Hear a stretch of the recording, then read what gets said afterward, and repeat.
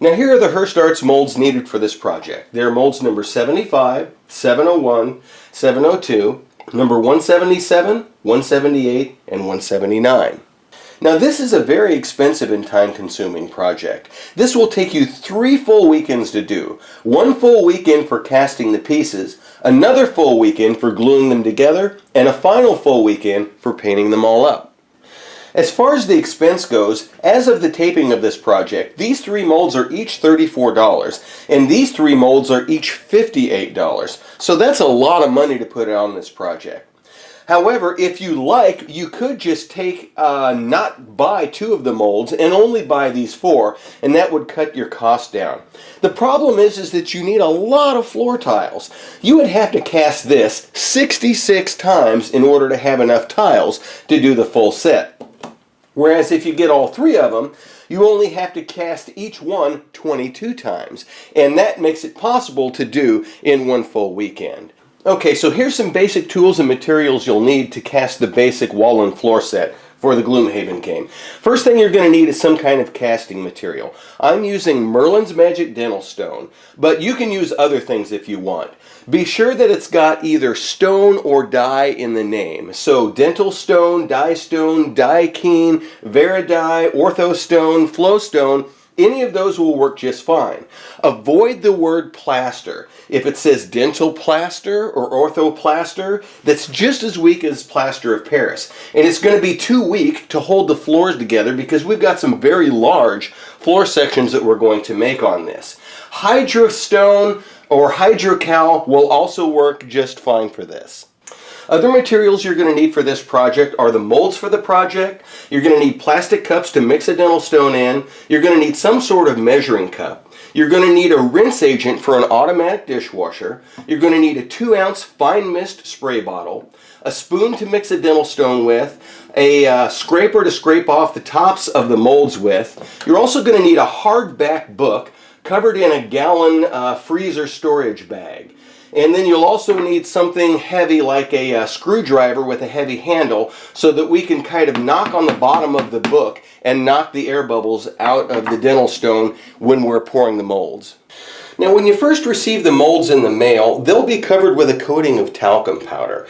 You want to wash that off. If you don't wash it off, your first casting won't come out quite so good. So what I would suggest you do is you go to the bathroom or the kitchen, pour in, some water, and I would use some of this dishwasher rinse agent, and I would just put a small dribble in it like that, kind of mix it around in the sink. And what we're going to do is I'm going to use a toothbrush, and I've also got a small handle paintbrush here. For the large molds, a toothbrush is going to work just fine. What I would do is I would put it down in the water, and when you look at it down in the water, you're actually going to see lots of tiny little air bubbles kind of attached to different parts on the mold here.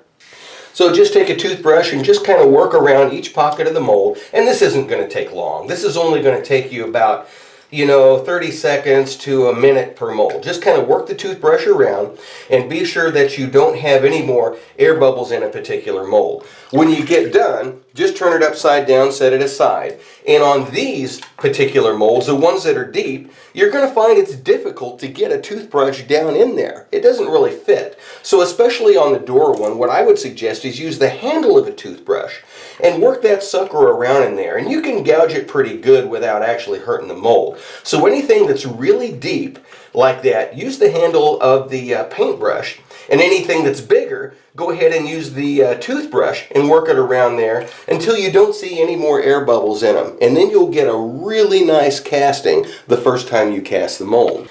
Now to do this, you're going to need a level work surface covered with a plastic trash bag. The trash bag will keep all the excess dental stone from getting everywhere. And I would take a small level and just check the table this way and check it that way to make sure it's fairly level. If it's not, use chunks of cardboard or whatever you got laying around to shim up the legs to try to get it level, and that'll help make a lot nicer and evenly built project. Now I'm going to mix up some surfactant or debubbleizer to spray on the molds to help us get rid of air bubbles. So what you're going to use is the automatic dishwasher rinse agent, the little fine mist 2-ounce spray bottle, and some water. What I'm going to do is I'm just going to fill this little spray bottle up So that holds about 2 ounces of water, and we'll fill it up pretty close to the top. And I'm only going to add 2 or 3 drops of this automatic dishwasher rinse agent. So you just want a little dribble in there, so not much at all. If you get too much, you can cause more bubbles than you can solve. What this does, and shake this up a little bit, what this does is it breaks the surface tension of the water so that it doesn't skin over, and it allows the dental stone to flow down into all the details of the mold. Now here's how I would do the casting on these molds. I would do these 3 in a group. That's 701, 702, and one of the floor molds. On the other group, I would do 2 floor molds and then the number 75. Those will both use the same amount of dental stone. So, mix up 5.5 ounces of water and then mix the dental stone by eye, and it will be enough to fill these. 5.5 ounces of water plus the dental stone will be enough to fill these 3 molds. Now once we have our water, I am going to go ahead and sprinkle dental stone into it. Whenever I mix this up, I mix it up by eye. And to me, that's probably, after a while, it's just the easiest way to do it. So what you're going to do is you're going to sprinkle some in, and you're going to see it kind of go to the bottom. And I like to kind of, you notice how I'm kind of rotating the cup a little bit? I will kind of, I'm pouring out from a smaller cup. And get you a smaller cup to kind of scoop it out of the box with. It's easier. And I'm just going to kind of turn it around and add. And sometimes as I'm adding, if the plaster doesn't come out of the cup, you can kind of rotate this cup and kind of break up the, as you rotate it, it'll kind of fall out of there. So what you're going to do is you're going to pour it in there and watch it sink. And pour it in there and watch it sink. And you're going to keep doing this. And I'm probably going to have to refill my cup here. So I've poured that much plaster in. And you see the level of the water is kind of rising as it goes up. Okay, now I've got a little bit on top, but it looks like it's sinking all the way back down to the bottom. So we still need to add more dental stone. So I am going to pour it in here, pour it in here. Okay, now I've covered the surface pretty well. Let's watch what it does. Okay, looks like it's all kind of sinking to the bottom again. So still need more dental stone. I'm going to pour some more in and pour some more in. And okay, that looks like it's covered pretty good. And let's see, yeah, that's about the middle. And okay. And you notice it's getting a little slower each time as I pour it in. It's taking a little bit longer for it to soak down in. So that means we're getting closer. So what I'm going to do is I'm going to pour some more in there. Pour some more in there. And, okay, it's not sinking quite as quickly now. You notice how we've got a mound of dry plaster on top, but it is going down in. It is starting to soak in. And we have a clear lake of glossy water around the outside. What we're looking for is a time when this center cone of powder doesn't go away and the water starts to seep up into the sides of it coming up. Now, I don't know if you can see, but it's slowly starting to seep up into the sides there and not wanting to sink. But we have an awfully large lake of clear water around the outside, so we're getting very close here now. What I want to do is I want to pour some more plaster or dental stone around the outside edge of this. So what I'm going to do is I'm going to turn the cup and I am going to pour a little bit more just around the outside edge, and I'm going to stop. Now, I believe at this point, it's just about perfect. This is just about where we need to be. And if you notice, you will see the water starting to come into it, but there's no glossy lake around the outside. It is all starting to flow in, and the sides around it look kind of like cracked earth or mud. Now, it's starting to kind of sink down where there is a little bit of a glossy lake on this side, but honestly, right now, it's just about perfect. It's just about perfect. We've got the right amount of powder added to the water. Now, when you're working with dental stone or a flow stone especially, and Merlin's Magic is kind of a flow stone, you can add more powder than this if you like to make it even stronger. And being it's a flow stone, it will continue to be liquid even though you add more powder to it. So right here, I think you can mix it up. I can even add just a little more powder to it and say that's good. And so what we're going to do is we're going to take a spoon here and we are going to go ahead and mix this up. Okay? So this, I think, is going to be just about right. So I'm going to mix it up and I'm going to go from the bottom and kind of lift up. You see those lumps See, I got lumps in it. Well, you don't want lumps. You want it to be smooth. And you know, you're not mixing chocolate milk. You don't have to frap it up, okay? Just sort of mix it around because you don't want to introduce too many air bubbles. But you notice I'm not being real careful and stirring it real slowly and that sort of thing either. So I think it's working just fine. And if you want to knock some air bubbles to the top, you can take like this screwdriver handle and you can kind of bang on the side of the cup a little bit if you like. And there will be some air bubbles come to the top. But really, they will pop if you just kind of let it sit there for about 30 seconds to a minute. Most of them will pop. Most of them will come to the surface. And you might find that you could even spray this little surfactant that we had made. If you spray it across the top, it will tend to break a lot of those bubbles too. You'll see a lot of those bubbles pop as soon as this hits it. Now when you cast any of the molds, like the floor tile molds, what you're going to do is you're going to take this surfactant that we've made and you're going to cover the face of the mold with it. Just kind of spray the whole thing out there. And then we're going to flip it upside down and smack the excess out, because we don't want a lot of excess. So what I'm going to do is I'm going to take this book that we had covered with a plastic bag, and I'm going to take the dental stone that we've got here, and I am just going to mix it around a little bit. It starts to want to get thick in the bottom of the cup if you don't mix it up a little bit. And we're going to fill these pockets half full. For the floor tile molds, half full is just fine. Don't fill it up all the way. I mean, you can fill it up all the way and it's not a problem, but I have found that if you fill it up all the way, when you go to move this off of the book, you got dental stone kind of flowing everywhere, okay? So fill these pockets up about halfway so that you completely cover the bottom area surface of the mold. Then what we're going to do is we're going to slide this book off of the tabletop, and we're going to take this screwdriver handle and knock up the bottom of the mold here, okay? So what this is going to do is this is going to jar up any air bubbles that are on the surface of it. And if you go a little too wild with this, you know, you're going to cover the floor and everything with it. But you just want to kind of knock that up the rest of the way. Then what you're going to do is you're going to slide this over to wherever you want to set this mold. Now notice when I pick it up, it all flows to the middle. That's why I didn't want to fill it too full. You know, you kind of grab onto it tight. You're going to set it on the table surface wherever you want to set it.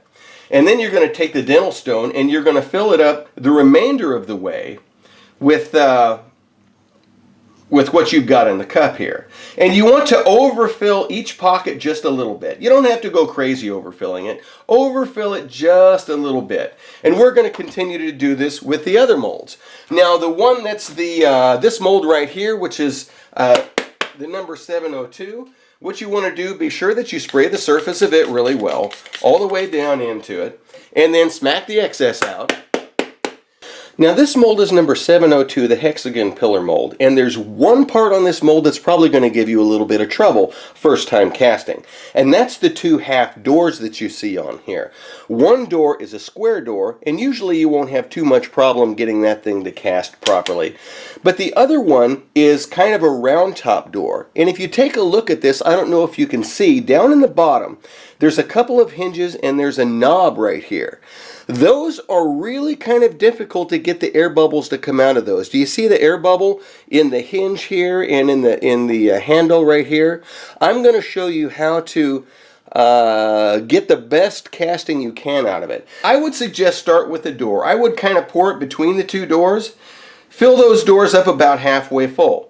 And you remember where we had the problem with the door on the hinges? So we're going to take this paintbrush handle and I'm going to work it around those hinges, because those hinges and that knob are the place that's going to cause us the most trouble. And you notice that some of the plaster is kind of spilling out a little bit on the table surface. That's kind of to be expected. And if you want, you can hit the other door a little bit with it.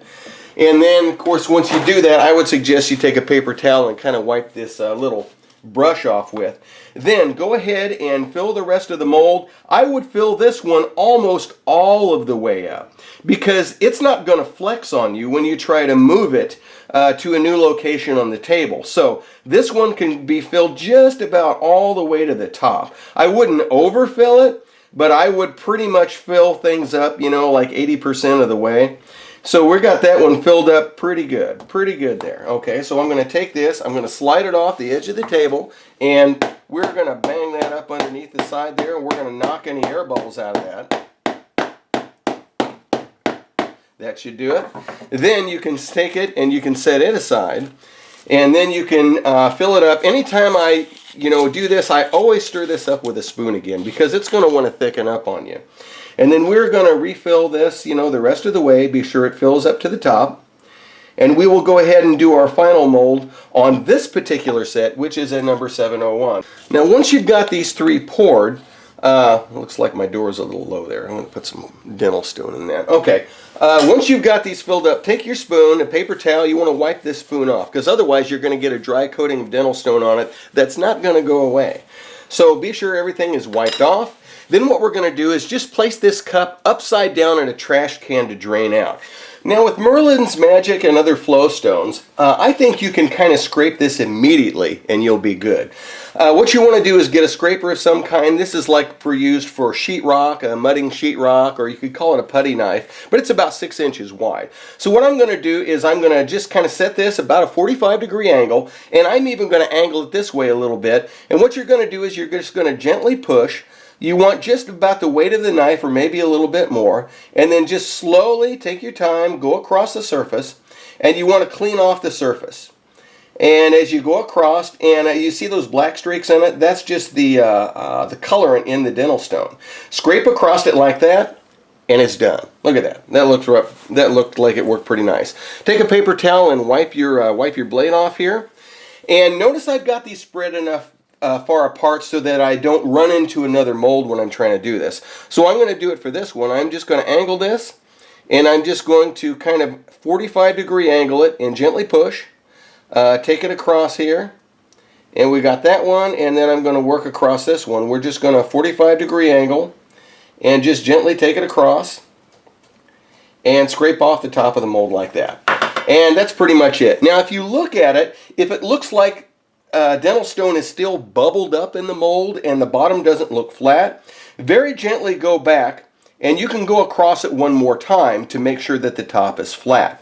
If you push too hard, you will concave the back of them and remove too much material off the back. And if you do that, you can always scoop some of this excess that's on the table, drop it back on there, and then go again. So if I mess this one up, I could take some of this that's on the table, kind of lay it back over the top of it like that, and then I could take and then slowly, once again, just very carefully go across the top of the mold and make it nice and smooth, and then go across it. And if you see some places that you kind of missed that are kind of humped up there, go ahead and you can also go across it a different direction. You want to clean the face of that mold off fairly well. And that's especially important for the floor tiles. You want to clean the face of that mold. You don't want any flash left around the outside of those tiles, because those tiles are going to have to fit together side to side, and you don't want anything in the way of them fitting together side to side. Now, it's been exactly 25 minutes since we cast these 6 molds here. So what you're going to do is you're going to take where you have the book that we had used. You can take a paper towel and just wipe across the surface. And you'll notice that stuff just kind of breaks and falls right off, so your book stays clean. The next thing you want to do, if you want to reclaim your cups, you can take them, we put them upside down in the trash. You can just kind of bend them a little bit, and it'll kind of knock. If you have a ring that doesn't go away, or doesn't break, you can kind of tap the bottom of the cup and get it out of there. Now, when you take the blocks out of the mold, I would kind of do it over a trash can, because you've got a lot of this flash that's around the outside of the mold. See how it just fell off there? What I'm going to do is I'm going to put these in a food dehydrator. If you don't have a dehydrator, and you probably don't if you're new to this, I would just put these on sheets of cardboard. What I'm going to do is I'm just going to flex the mold, and then I'm just going to take these and put them on here. And what I'm doing, I'm flipping them texture side up when I put them down. That way they're a little bit easier to sort. And what I do is all the ones from the same mold I put on the same tray. Now, I would say lay these out on several sheets of newsprint or newspaper. But I don't think anybody reads a newspaper anymore. I don't think you can even find newspapers around. Well, I tell you what, if you save those ads, I think they still do the ads, like the newspaper ads, the penny saver, the whatever the heck, if you still have those, lay those out. And by the next day, they're going to be dry. So what you want to do is, after you get those out, if there's any stuff that you'll see, I think you can see like on the face of the mold, we got a little bit of excess. Take it and just rub that off with your hand, and that should come off pretty well. If there's some on the back of the mold that's kind of stubborn and doesn't come off, you can kind of take a knife and kind of scrape any excess, because you don't want any big chunks on the back of the mold. Otherwise the mold won't lay flat. Now I'm kind of curious to see how well our door did. You know, we did stuff a paintbrush down in there. So on this one, you know what I'm going to do is I'm just going to kind of knock the excess off of the edge. And let's see, I think the door is this piece right here. So what I'm going to do is I'm going to brace that, I'm going to flip it up, and let's see how we did. I think we did pretty good. If we can get that in there, and that will focus, I think it looks like we got the hinges and the handle to come out really well. That's the first time. So I believe you'll have good success in getting those out. And what you'll do is you'll just kind of flex the mold and drop these pieces out. And I have noticed one other thing on this one. There's a little skull face that's on here. It's just this little guy right here. You see that? Occasionally his jaw will fall off because it's really thin. If it does, just keep the top half of them, or save the jaw to glue on later. But there's a couple of walls that I just have the top half of the face on there, and I don't really worry about the jaw that's under there. But anyway, I think these pieces came out really nice the first time. Even the crenellation piece right here. Now the nice thing about doing this on a trash bag is what you can do is, you see all this excess plaster that we've got? What you can do is just take this thing and just dump it straight into the trash.